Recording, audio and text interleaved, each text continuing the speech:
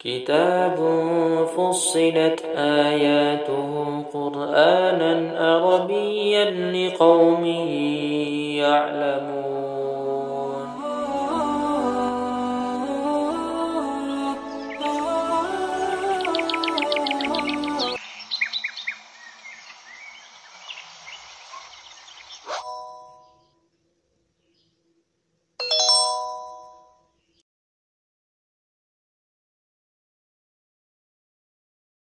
Ya kalau belum bisa dipahami, belum namanya kalam, ya, belum disebut dia dengan kalam, ya. Jadi kalam itu kalau sudah bisa dia dipahami, atau disebut juga dengan kalamun mufid, ya, kalamun mufid, atau kalam ini disebut juga dengan jumlah. Kalam itu sama dengan jumlah, ya. Kalam apa? Susunan dari beberapa buah kalimat yang sudah bisa dipahami. Maka susunan dari beberapa buah kalimat yang sudah dapat dipahami ini juga disebut dengan jumlah namanya. Ini bahasa Arab lagi ini, jangan bahasa Indonesia juga. Kalau bahasa Indonesia jumlah itu apa? Jumlah itu hasil dari penambahan atau hasil dari pengurangan, hasil dari pengalian, itu namanya jumlah. 7 tambah 7 sama dengan bara jumlahnya. Ampe balik dikurang 2, bara jumlahnya 2 balik. Itu jumlah dalam bahasa Indonesia. Tapi dalam bahasa Arab jumlah itu adalah kalam. Kalam itu apa? Tidak dalam buku. Susunan dari kalimat yang sudah dapat dipahami. Jadi disebut juga ini jumlatun mufidatun. Apa namanya? Jumlatun mufidah. Ya, disebut juga dengan jumlah mufidah. Kalau dia kalam disebut dengan kalamun mufidun. Apa namanya? Kalamun mufidun atau jumlatun mufidatun. Kalamun mufid. Bako nak pakai dah di seko? Kenapa nak pakai dah di sini? Pakai dah mufidah. Karena mem itu depan. Karena di sini jumlah pakai ta, sini juga pakai ta. Ini yang kita pelajari dalam ilmu nahu. Kenapa harus pakai ta? Di sini juga pakai ta. Kenapa di sini tidak boleh pakai ta? Termasuk itu yang dipelajari dalam ilmu nahu. Jadi ilmu nahu itu bagaimana? Bagaimana memberi baris akhir kalimat ini. Ketika dia sudah kita susun dalam sebuah jumlah, lalu bagaimana memberi baris akhirnya ini? Inilah kerja ilmu nahu. Kalau ilmu saraf apa kemarin? Bagaimana membaca sebuah kalimat ini?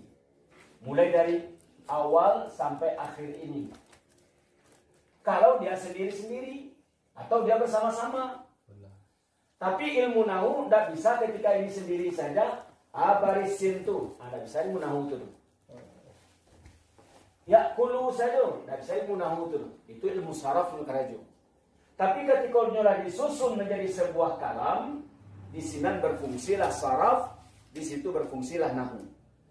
Ya, saraf untuk magiah timbangan, bacanya apa tronnya, awazannya, atimbangannya, betujuh di siko. Tapi nahu ujung-ujungnya ini. Boleh nggak dibaca nanti al-mudarrisah? Kalau begini dia kata orang nahu nggak boleh. Harus dibaca al-mudarrisu. Kenapa begitu? Itu yang dipelajari dalam ilmu nahu. Jadi tak mau sembarang dibaca saja. Aku tu dibaca, itu nak kalama. Selera awak namanya. Yakul boleh nggak dibaca yakul? Dia bisa saja menjadi yakul, tapi dalam kondisi seperti ini tidak boleh dibaca yakul. Bisa dibaca yakula, tapi kondisi seperti ini tidak boleh dibaca yakula. Mesti dibaca yakulu. Yang menentukannya itu adalah ilmu nahu, ya kan? Ada jaja, masih kok ujuannya doma, kok bako fathah, bako nak doma pulo. Inilah kerja nahu, mesti fathah, bako fathah, itu. Jadi apa dia? Apa kedudukannya dalam jumlah ini? Inilah yang diatur oleh nahu sehingga nanti artinya lurus, artinya benar. Ya kan? Kalau dibaca di sini, misalnya ini dia dhammah itu dapat ha. Arti berbeda artinya. Ayam nama makan guru leh. Ya. Tidak guru nama makan ayam tuh. Nah, ya kan? Al-mudarrisa ya'kulud dajjaj. Guru memakan akarnya ayam. Ya, kayak musiko. Jadi artinya badang ayamnya gurunya ketik. Sehingga lu tutupnya dah ayam. Ya. Ya. Itulah kerjaan munafik. Ya. Jadi ini susunan yang seperti ini sudah bisa dipahami?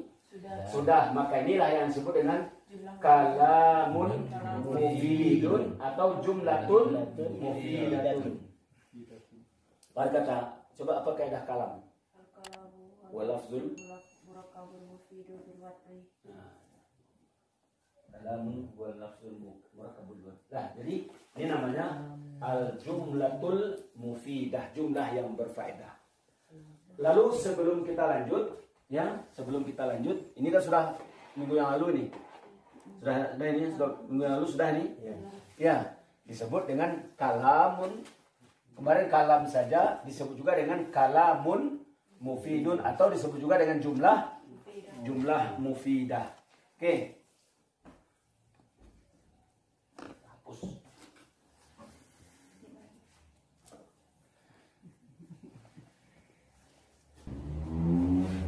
Kalimat ini apa kemarin kalimat? Sudah dapat memahami. Kalimat ini susunan huruf hijaiyah yang sudah dapat difahami. Kalimat ini kemarin sudah kita bagi berapa? 3. Kita bagi 3.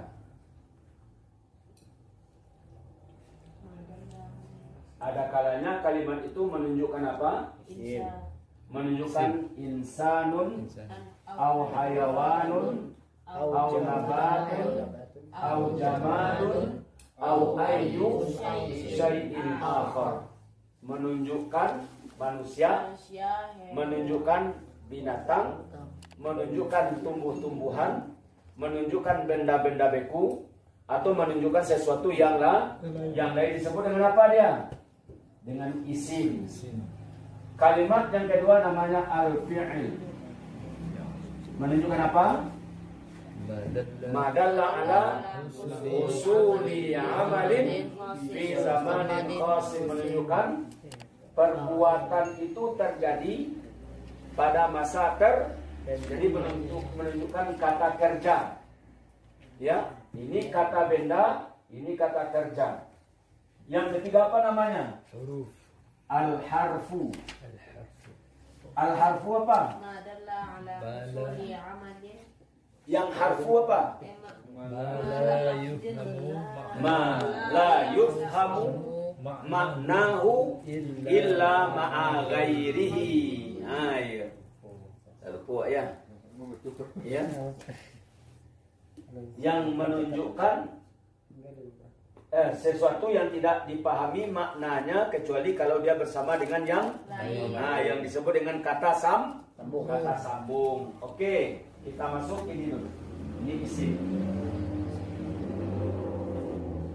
Ya. Nah, ini sudah kemarin nah. Itu tidak diulang itu tuh. Itu bisa bertanya. Kalau tidak dapat berarti.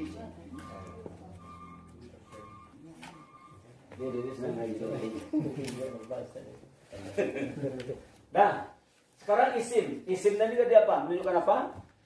Menunjukkan benda itu ada manusia, ada haiwan, ada tumbuh-tumbuhan, ada benda-benda beku, ada sesuatu yang lain seperti sifat, ya kan? Atau ya benda-benda cair, air, udara, ya kan, gas. Tidak beku terus, tapi benda cair. Itu namanya sesuatu yang lain. Lalu isim ini, isim itu apa tadi? Kata benda. Ya, kata benda itu kan Dah ada tadi bagian-bagiannya. Apa tanda isim?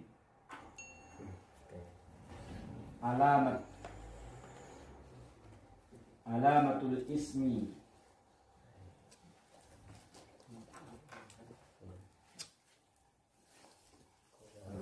Lada kemarin kan? Bahwa menandakan itu isim. Nggak tahu artinya, tapi ada tandanya. Ya kan? Alamatul ismi, apa tandanya?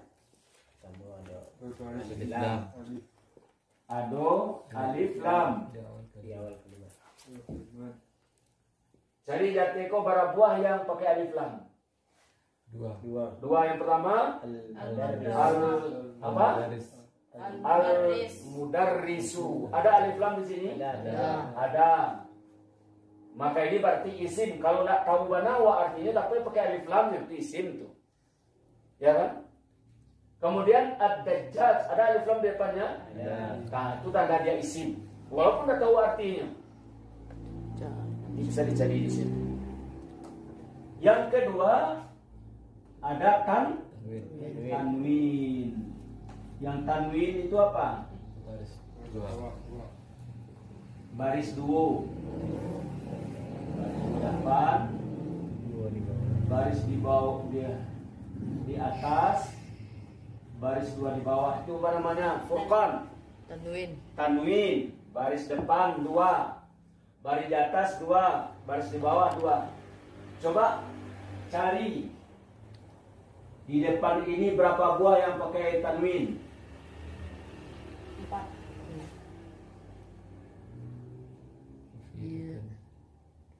4. 2. Yang di depannya di sini ya? Di sini. Di sini semuanya yang pakai tanwin. Yang berbaris sekarang. 5.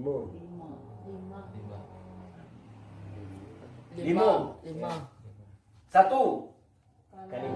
Kalamun. Apa? Kalamun mufidun. Nalaba baris. Kok dah bagi baris kalau ya? Skos. Kalimatun 1. Kalamun 2. Mufidun 3. Jumlatun 4. mufidatun 5. Jadi yang sudah bertanwin itu namanya isim walaupun tidak tahu artinya. Yang ketiga, kalau ada di situ harful jar. Harful jarri. Huruf jar. Huruf jar itu ada 9. Min, ila man ala, fi rubah kuflan bam, kam, lam. Nah, ini tanwin. Ini tanda-tanda isim. Ya, tanda-tanda isim. Cukup 3. Kemarin kan sudah ada ini. Aku mau ulang kok kalau udah dapet. Ayo. Kemudian isim ini, isim pembagian berikut isim. Ini tandanya nih. Isim dari sisi lain melihat kepada jumlah isim tadi. Kan benda papan tulis, barang bawah papan tulis kok. 1. Manusia pada orang ini loh. Nah, kan manusia tidak suram loh. Nah, jadi bisa menunjukkan cie, bisa menunjukkan duo, bisa menunjukkan lebih dari duo. Nah, ini kalau kita lihat isim dari segi al-adat.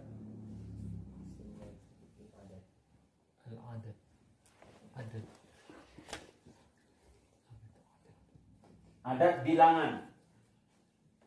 Ya. Isim dari segi adat, dari segi bilangan. Ya. Ini isim dari segi tandanya ini. Tiga.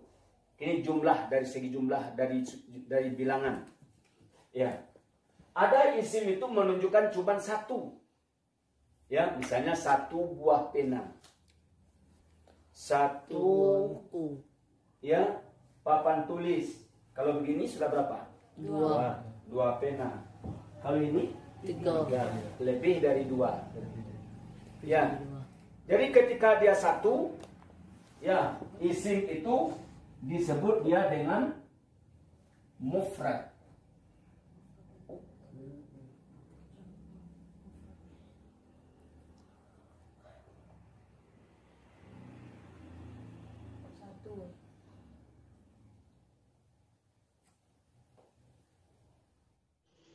Jazakumullahu khairan.